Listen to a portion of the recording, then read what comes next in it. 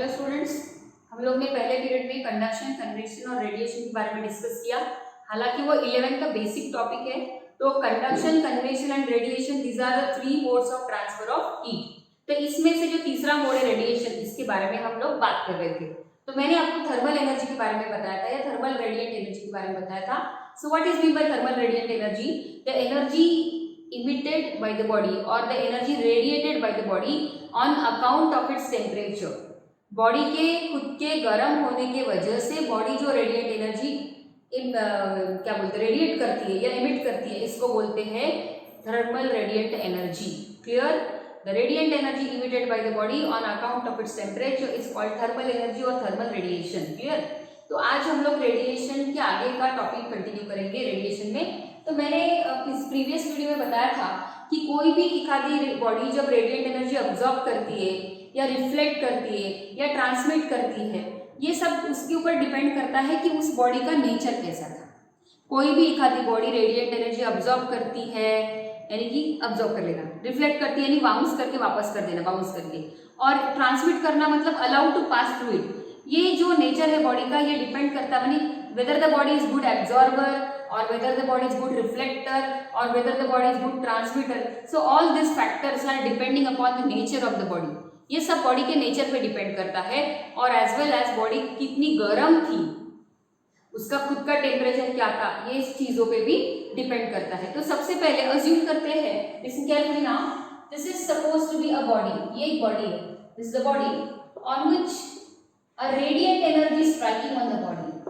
इसके ऊपर radiant energy टकरा रही है, ये बॉडी है और इसके ऊपर रेडिएंट एनर्जी टकरा रही है। तो let us assume that Q, तो capital Q is the radiant energy incident on a body. Let capital Q B the radiant energy incident on a body. अब ये बॉडी का जो नेचर है वो डिसाइड करेगा कितनी रेडिएंट एनर्जी टकरा रही है, हमने बोला Q। Let capital Q B the radiant energy incident on a body. अब ये बॉडी का नेचर डिसाइड करेगा कि इस बॉडी को जो अब टकराए हुए रेडिएंट एनर्जी में से कितनी रेडिएंट एनर्जी अब्सॉर्ब करना है, कितनी रिफ्लेक्ट करना है और कितनी ट्रांसमिट करना है, ये सब इसके नेचर पे डिपेंड करेगा। और एज वेल एज ये बॉडी कितनी गर्म थी सराउंडिंग के हिसाब से, ये भी फैक्टर इसमें आएगा। सपोज अज्यूम करते हैं कि Q is the radiant energy incident on the body, and इसमें से Q में से, ध्यान से सुनना, Q में से let QA be the radiant energy, let QA be the radiant energy absorbed by the body, let QA be the radiant energy absorbed by the body, and let QT be the radiant energy transmitted by the body,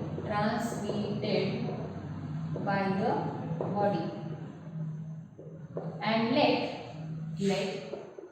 QR be the radiant energy reflected by the body। देखो हमारे body के ऊपर जो total radiant energy टकरा रही है वो कितनी है, Q। उसमें से QA इतनी रेडिएंट एनर्जी वो अब्सॉर्ब कर रही है और QT इतनी रेडिएंट एनर्जी वो ट्रांसमिट कर रही है। ट्रांसमिट मतलब allowed to pass through it, neither absorb nor reflected, just allowed to go through it, म्हणजे आर पार उसको पास कर देना, इसको बोलते हैं ट्रांसमिशन। और let QR with the radiant energy reflected by the body.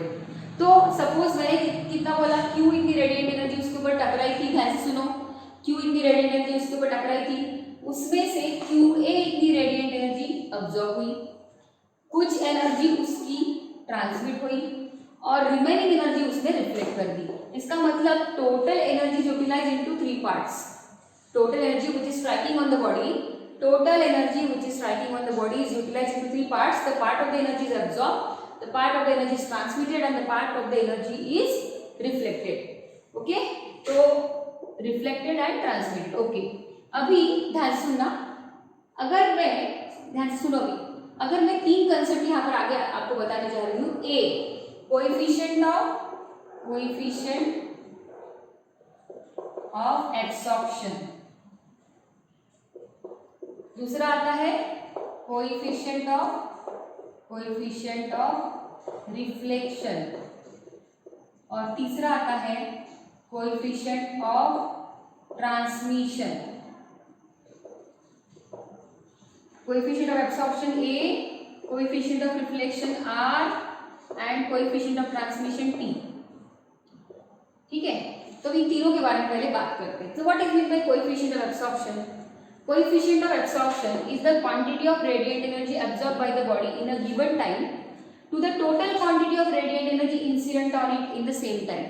एक पर्टिकुलर टाइम इंटरवल में, ध्यान से सुनो, एक पर्टिकुलर टाइम इंटरवल में बॉडी के ऊपर जितनी रेडिएंट एनर्जी टकराई थी उतने ही टाइम में बॉडी ने कितनी एनर्जी अब्सॉर्ब कर ली, तो कितनी एनर्जी अब्सॉर्ब करी और कितनी टकराई थी, इसका रेशियो, इसको बोलते हैं कोएफिशिएंट ऑफ एब्सॉर्प्शन।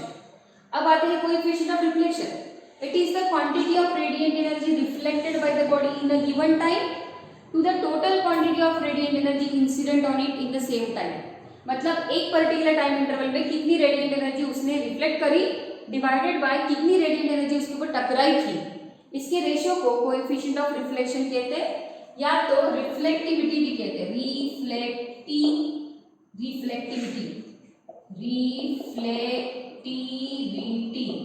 और इसको एब्सॉर्प्टिविटी भी कहते हैं, या एब्सॉर्प्टेंस, कोएफिशिएंट ऑफ एब्सॉर्प्शन या एब्सॉर्प्टेंस भी कहते हैं। कोएफिशिएंट ऑफ एब्सॉर्प्शन को एब्सॉर्प्टेंस भी कहते हैं या एब्सॉर्प्टिविटी भी कहते हैं, एब्सॉर्प्टिविटी। ठीक है, और तीसरा ट्रांसमिटिविटी या कोएफिशिएंट ऑफ ट्रांसमिशन। तो इसका डेफिनेशन भी वैसे ही आएगा, the quantity of radiant energy transmitted by the body in a given time to the total quantity of radiant energy incident on it in the same time. मतलब एक particular time interval में कितनी radiant energy टकराई थी और उसमें से कितनी रेडिएंट एनर्जी उसमें ट्रांसमिट करी, इसका रेशियो को कोएफिशिएंट ऑफ ट्रांसमिशन कहते हैं। तो ये जो 3 कोएफिशिएंट हमने निकाले, coefficient of absorption, coefficient of reflection and coefficient of transmission. तो coefficient of absorption is denoted by the symbol A and the formula is QA upon Q। अब QA ये एक प्रकार की एनर्जी है, वो जूल में गिनोगे, जूल में, और जो Q है टकराई वाली एनर्जी वो भी जूल में गिनोगे, तो जूल अपॉन जूल कैंसिल। तो ये कोएफिशिएंट जो है ये यूनिटलेस है या डायमेंशनलेस है। वैसे ये भी कोएफिशिएंट यूनिटलेस डायमेंशनलेस, और ये भी coefficient unitless dimensionless. Why? Because this is the ratio of 2 similar quantities, 2 similar quantity का प्योर रेशियो है, so all these are unitless and dimensionless.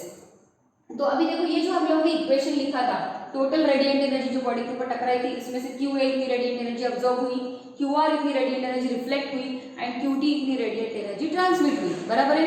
अब मैं इस पूरे इक्वेशन नंबर 1 को, इसको इक्वेशन नंबर 1 ले लेते हैं। तो if I divide the equation number 1, listen carefully now, if I divide the equation number 1 by Q, पूरे इक्वेशन नंबर 1 को अगर मैं Q से डिवाइड कर दूं तो क्या बन जाएगा? इधर देखो, यहाँ पर लिखते साइड में, dividing equation 1 by Q, dividing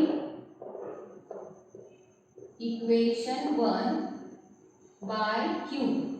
तो देखो Q upon Q is equal to QA upon Q plus QR upon Q plus QT upon Q। ठीक है, अब आपको पता है QA अपॉन Q क्या है? A, ये हो गया A। QR अपॉन Q क्या है? R, ये हो गया R। और QT अपॉन Q क्या हो गया? T, ये हो गया T। और Q अपॉन Q क्या हो गया? 1। So you got the relation A plus R plus T is equal to 1. This is the relation between these 3 coefficients. That is the coefficient of absorption, coefficient of reflection and coefficient of transmission. A plus R plus T is equal to 1. Whereas A stands for absorptivity or coefficient of absorption, R stands for reflectivity or coefficient of reflection and T stands for coefficient of transmission or transmittivity. तो इसको समझाने के लिए मैं आपको यहाँ पे example बना देती हूँ। ध्यान से, ये फॉर्मूले सब क्लियर हो गए, डेफिनेशन क्लियर हो गई। एक बार डेफिनेशन देखो, तीनों भी है। कोएफिशिएंट ऑफ एब्सॉर्प्शन की definition, it is the quantity of radiant energy absorbed by the body in a given time to the total quantity of radiant energy incident on it in the same time. इसका coefficient of reflection, it is the quantity of radiant energy It is the ratio of quantity of radiant energy reflected by the body in a given time to the total quantity of radiant energy incident on it in the same time. Coefficient of transmission. It is the ratio of quantity of radiant energy transmitted by the body in a given time to the total quantity of radiant energy incident on it in the same time. ठीक है, अब मैं आपको एक example करवाती हूँ कि suppose एक बॉडी ले लेते हैं, जैसे मैं उसको मैं एग्जांपल करवाती हूँ आपको, इस थ्योरी के बेस एक न्यूमेरिकल करवाती हूँ आपको कि सपोज एक बॉडी है यहाँ पर, this is a body and on which की 1500 जूल इतनी रेडिएंट एनर्जी आके इसके ऊपर टकरा रही है 1500 जूल। तो डाटा के हिसाब से 1500 जूल जो हो गया ये क्यू हो गया, बराबर है। अब ये बॉडी जो है ना वो नेचर में ज़्यादा रिफ्लेक्टर है, मतलब उसका नेचर रिफ्लेक्टिव टाइप का है, मतलब जास्ती से जास्त रेडिएंट एनर्जी वो रिफ्लेक्ट करेगी। तो सपोज ये 1500 में से अगर इसने 1000 जूल इतनी एनर्जी रिफ्लेक्ट करी, कितनी 1000, तो क्यूए जो हुआ वो 1000 हुआ, बची कितनी 500। इसमें से इसने आर पार भेज दी, यानी ट्रांसमिट कर दी 300 radiant energy, 300 joule, 300 joule this much radiant energy is transmitted by the body. अब रहेगी 200, तो 200 दिस मच भी इसको ट्रांसमिटेड एनर्जी हम बोलेंगे क्यूटी, हो गई 300। अब मैं रिफ्लेक्ट बोली थी, इसको क्यू आर लिखना पड़ेगा। तो 1000 जूल इतनी रेडिएंट एनर्जी उसने रिफ्लेक्ट कर दी, काफी गुड रिफ्लेक्टर थी वो, और सिर्फ 200 जूल इतनी एनर्जी उसने एब्जॉर्ब करी, एब्जॉर्ब एनर्जी क्यू ए वो हो गई 200 जूल। देखो टोटल कितनी टकराई थी, 1500 joule is striking on the body, out of that 1500 joule 1000 joule is reflected by the body, then 300 joule is transmitted by the body and 200 joule is absorbed by the body. Now let us calculate the coefficient of absorption, coefficient of reflection and coefficient of transmission. तो coefficient of absorption निकाल के देखते हैं। QA कितना किया था उसने 200 और टोटल कितनी टकराई थी 1500, बराबर है। डिवाइड करके देखते हैं, गया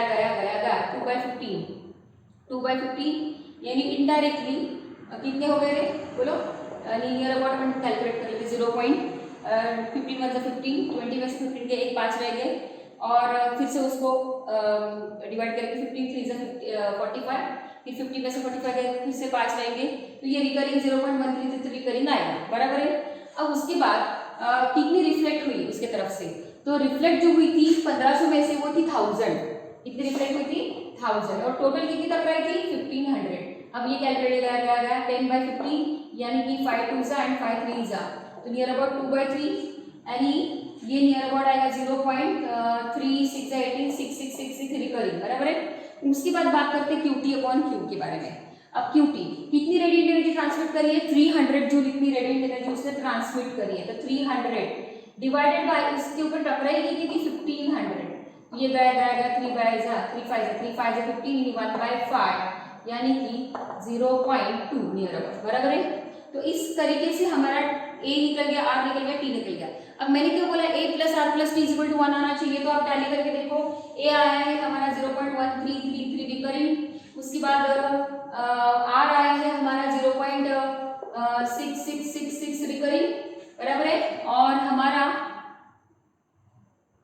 हमारा जो t आया है वो आया है 0.2। तो let us do the addition, देखते हैं कि एडिशन करके ये a + r + t नियरली, क्योंकि हमारा एग्जैक्टली परफेक्ट डिजिट नहीं आया है तो क्लोजली 1 आएगा, 6666, ये तो 9 और ये 7, राइट।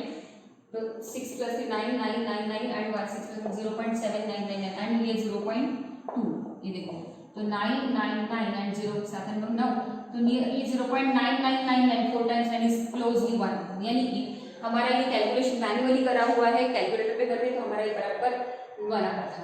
तो इस प्रकार a + r + t बनाएगा। क्लियर? तो अभी तीनों डेफिनेशन समझ में आ गई है, ओके।